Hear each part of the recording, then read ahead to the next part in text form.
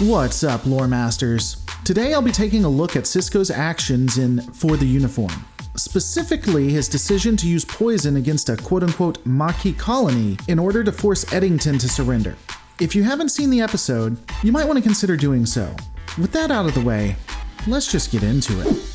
When I have discussions like these with Trek fans, I find that some will have a fundamental misunderstanding of the Trek universe itself. Many will attempt to justify actions and paint a picture of what is pragmatic or what would happen in our world. They try to justify actions on what happens now, not what happens in Trek. In this discussion, it's important to frame Starfleet accurately. Starfleet is not like any modern military that we know, even in the era of the Dominion War. Starfleet is willing to have an uncomfortable peace, allowing thousands to tens of thousands of its own citizens to suffer by giving their homes to a regime Starfleet knows to be oppressive, in an attempt to prevent a war. They are willing to relocate, sometimes forcibly, these same Federation citizens of one planet onto another, to appease a foreign power. In the third Klingon War, thanks Discovery, Starfleet was aware that Gowron was champing at the bit for a fight. They had known this for days to a week and still wanted peace so much that Starfleet assets were completely overrun when the Klingons invaded. In short, Starfleet is peaceful to a fault and willing to gamble people's lives to prevent war, even when the writing is on the wall. The Maquis are a great example of these failed policies. The Maquis are a direct result of Starfleet in action. Starfleet so feared war with the Cardassian Union, even though Starfleet could stop their military forces, that they allowed the conditions for a terrorist organization to thrive. And then, when that organization started becoming more and more prevalent, they wanted to try to stop it, but still weren't willing to commit the forces needed to do so. In this episode, when Sisko fails to bring in Eddington and the Defiant is disabled, Starfleet dispatches one ship to go after him. One. When the resources of this Maquis cell are proven to be much more powerful than previously thought, and the leader a hell of a lot more creative. Definitively more than one ship can handle. Starfleet created the conditions for what Sisko would ultimately do. As discussed, the USS Malinche would be dispatched to capture Eddington while Sisko was benched. However, it wouldn't stop there for the crew of DS9. Sisko would continue to try to figure out what Eddington was up to. Ultimately, he would determine that Eddington had created a biogenic weapon that was going to be used against Cardassians. Now let's remember, at best, Eddington was attacking Cardassians that likely didn't have anything to do with what has happened to Eddington's Maquis cell. They still may have been people that were against the Maquis that had harmed the Maquis, but were innocent of any crime against Eddington specifically. At worst, Eddington is attacking innocent civilians. This is a key point that we need to remember throughout this discussion. Eddington is attacking people that either had nothing to do with what has occurred to him or were innocent civilians. He is framed as a bad guy for doing this.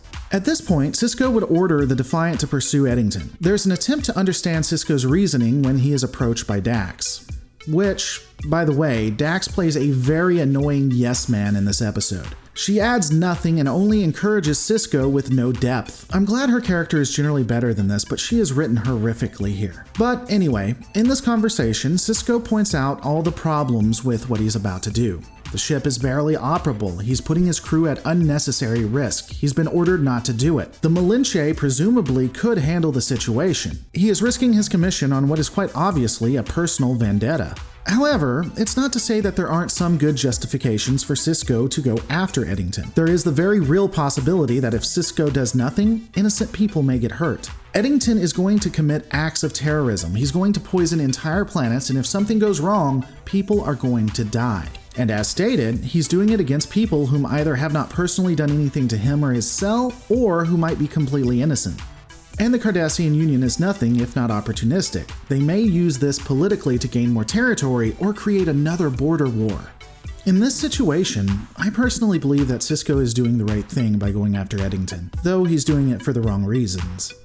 And it is these wrong reasons that will turn Sisko into a villain ultimately, but I'm getting ahead of myself. The Defiant heads out to capture Eddington, only to find that Eddington is still one step ahead. Running throughout this entire arc, we know that Eddington has increasingly been one step ahead of Sisko, and Sisko's reaction to this runs from irritation to outright violence. And once again, Eddington bests Sisko. The Defiant arrives to stop Eddington, only for Sisko to be taunted by him and for the Defiant to be caught in a trap. Or at least that's what they think.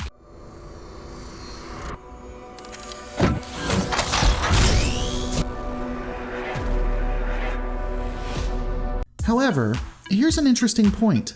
While the Defiant had been lured to a specific spot true, nothing bad happens. In fact, the Defiant finds the Malinche disabled. Here's a thought. Did Eddington lure out Sisko so that the Defiant could assist the Malinche? The Defiant is able to assist in providing vital components, allowing the ship to get back on its feet in a couple of days, and even sending a repair crew they will leave with them. It is an added bonus that the Defiant is kept off course, but the Malinche did need assistance. Did Eddington do this because he didn't want to leave the Malinche unprotected? I'm not saying that he isn't trying to pull the Defiant out of the game, but this does have a positive in helping people who can't defend themselves. And when looking at that, this is a key plot point and vital to understanding Sisko. It's very important. The Malinche is disabled, main computer offline, unable to use impulse or warp power. They can't fight, they can't defend themselves. How does Sisko handle this? He gives them components, sends them a repair crew, and then goes after Eddington. We have to look at this from the viewpoint of a Starfleet officer and not that of a 21st century human in a world that is tearing itself apart. The Malinche was an Excelsior-class ship. Bait and Cannon resources tell us that's roughly 890 crew or so. It has already taken casualties. Now we know that Eddington is going to poison planets. The pragmatic thing to do is to leave the Malinche and go after the terrorist. But would a Starfleet officer do this? I'm not so sure. Remember, we have a similar situation that will occur in the near future, and Sisko opts to save the defenseless over capturing Eddington. Now arguably, you could say the crew of the Malinche are Starfleet and the freighter was civilians, and it's true, a Starfleet officer will prioritize a civilian over another Starfleet officer. But that's only if you have to choose between Starfleet officers and other civilians. If Starfleet officers are in need, and they're the closest, you'll see Starfleet prioritize other Starfleet officers. Now, you could argue that he is prioritizing the civilians of the colonies over the Malinche, which is fair enough, that would be Starfleet. But ask yourself this, why did Sisko go after Eddington? I don't think in his heart of hearts he truly wanted to stop Eddington from poisoning those planets. He obviously didn't, he did want to stop it, but he more cared about capturing Eddington. But I don't know, what are your thoughts? So the Defiant leaves the Malinche and is able to determine what planet the Maquis are going to poison. The Defiant arrives to stop them, but is too late. Now let's be fair here.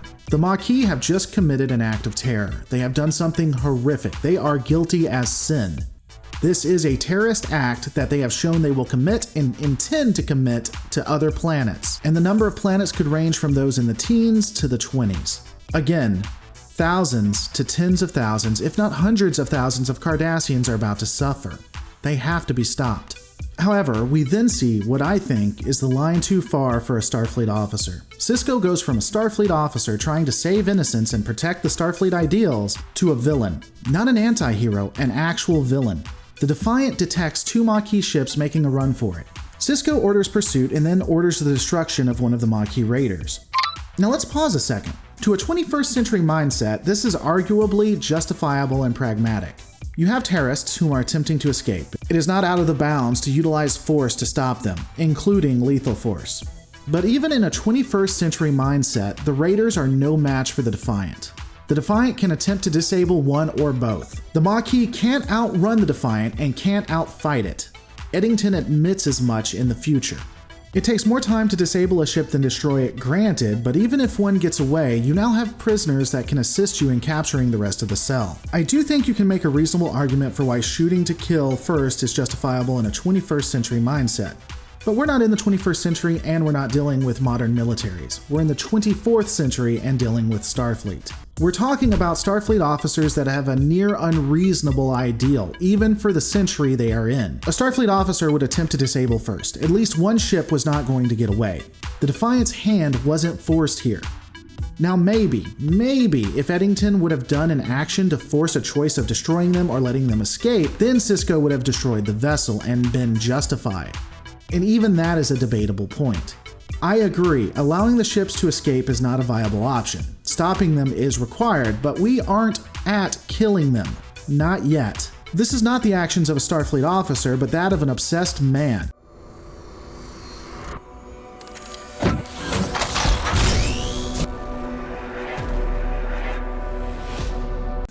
Sisko takes the actions that the Maquis would take, that the Klingons would take, Cardassians, Dominion, name any empire you want, but not Starfleet.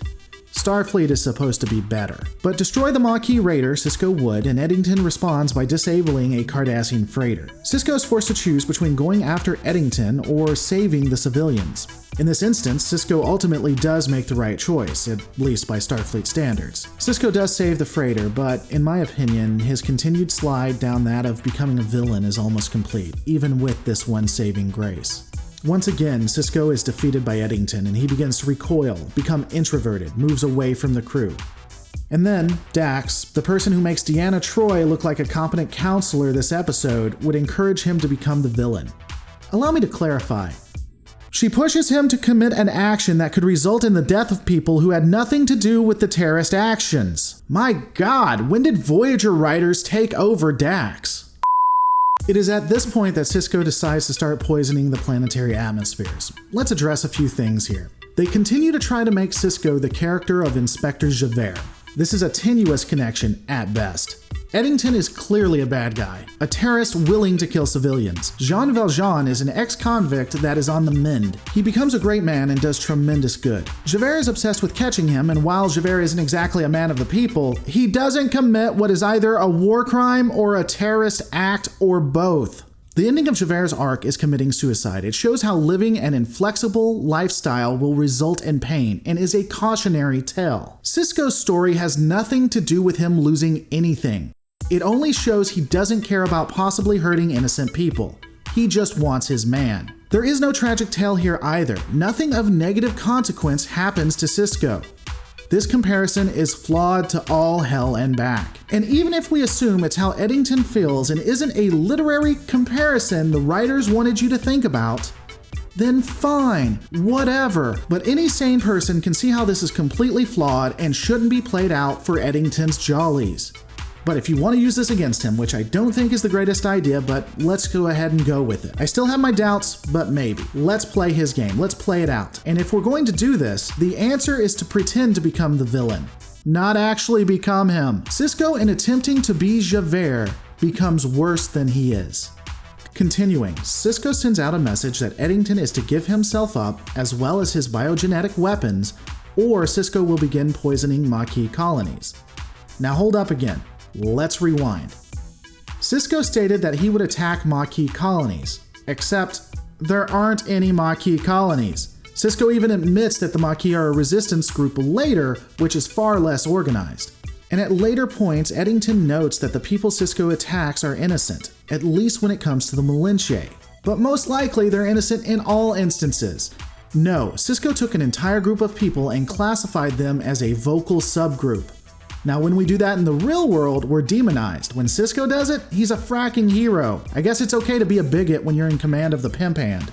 I will caveat here and say that the counter I've seen before and was brought up to me on Twitter by Sir Walter from the Polyfam Council is somewhat apt, though I remain skeptical. It is possible that the colonies at this juncture now have a de facto government within the demilitarized zone, and this is what Sisko is referring to. The comparison to be that of the Hamas government or other terrorist organizations that have taken root. If so, I think this makes Starfleet look even worse. They have dropped the ball and allowed an entire people, Federation citizens, to not only be oppressed by a foreign power, but to now be under the rule of a terrorist organization. Starfleet is worse than the Borg. The Borg not only tell you what they are going to do to you, but they keep their word. Starfleet pretends that it's a higher ideal, but it's a gilded cage if this is true. So let's assume these are Maquis colonies, which I still doubt, but let's say they are, and they are organized and across the demilitarized zone. This opens up all kinds of questions. Why isn't Starfleet dispatching ships to the Maquis colonies? This is within Starfleet operations. If all this is true and Starfleet isn't available, why the hell does Sisko escalate so quickly? If it's just the Defiant, perhaps instead of bombing Maquis planets with poison, you arrest top members of each Maquis colony. You head back at low warp and broadcast your location until attacked. Rinse and repeat. Okay, that doesn't work. Perhaps you utilize the Defiant to cut off all communications and then simulate poisoning the planet without actually doing it. Can't do that? Well then, let's disable every Maquis and Federation freighter in the DMZ, leaving them to the tender mercies of the Cardassians. Now don't get me wrong, the last one is borderline, if not all out wrong for a Federation officer, but at least you're not poisoning entire atmospheres. Ultimately, it comes down to the fact that Eddington was pushing Sisko to a breaking point. He thought it would cause Sisko to stop, but it actually only forced Sisko to become a monster. Sisko attacked innocent people, and when he was advised they were innocent, he stated he didn't care, and he set course for the next planet. When Eddington poisons people, he is bad. When Sisko does it, he's a hero. And again, the question isn't whether it's pragmatic, but whether it's what Starfleet would do. They wouldn't. The Starfleet of the next generation wouldn't do this. And let's make no mistake, every officer on that bridge is as guilty as he is. They absolutely followed an illegal order. But that's an entirely different video. Historically, I have stated that we see the fall of Gene Roddenberry's ideal in the pale moonlight. I think that still may be true, but we see the beginnings of it here. Starfleet presumably turns a blind eye to this. Sisko is allowed to continue without demotion. He's still in command. Starfleet has sanctioned the poisoning of planets to stop one man. There will be the argument that in a time of no scarcity that the colonists could simply move. First, this is flawed because we have reason to believe that scarcity is very real here. Remember, we see people in caves and they are described as starving and scared. Scarcity exists in the demilitarized zone, but even then, being forced to leave your home because a government decrees it has never been a good thing or looked on positively. And if you think it is okay to force the Maquis to move, ask a Native American about their opinions on forced relocation. Ultimately, I believe that this action was inevitable. Sisko's nature, who he is when he is pushed in this way, he will do what he does. In For the Uniform, I sincerely look at Sisko, who was a hero that became the villain. In fact, he's unlike Janeway because I feel Janeway is ultimately a tragic hero. He's no hero here. I find that what he did is absolutely wrong, and he should have spent the rest of his life in a Federation cell. And yes, I know that this would impact the future of the Dominion War. By saying that it might impact the future and we shouldn't do it is basically to say we can't arrest anyone, so I'm not even going to listen to that argument. I think Sisko is very guilty. And I do think that he should have been put in a jail. But those are my thoughts. What are yours? Let me know in the comments below.